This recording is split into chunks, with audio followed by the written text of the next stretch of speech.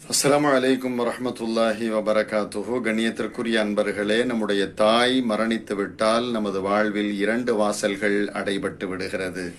ஒன்று, நமக்காக துஆ செய்யும் ஒரு பரந்த உள்ளத்தின் வாசல் அடைபடுகிறது. இரண்டாவது, தாயின் பாதங்களுக்கு கீழிருந்த ஒரு சுவன வாசல் அடைபடுகிறது.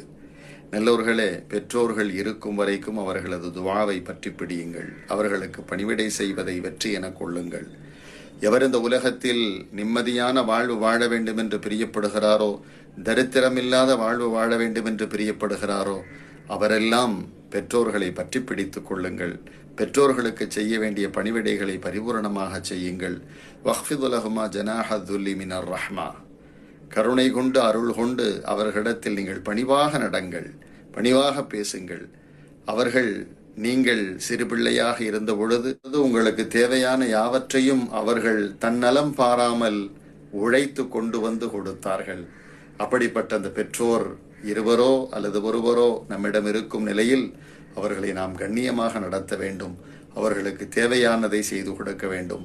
ஒருபோதும் பெற்றோரிடத்திலே நாம் எரிச்சலடைந்து சடைவடைந்து பேசக்கூடாது. நல்லோர்களே, அவர்களது துஆ அதுதான் நம்மை உயர்த்தும். அது உண்மையான ஒரு துஆ என்று கூட நாம் சொல்லலாம். நமக்காக திறந்த மனதோடு துஆ செய்யக்கூடிய ஜீவன்கள் இருக்கிறது என்றால் அது நம்முடைய தாயும் தந்தையும் தான்.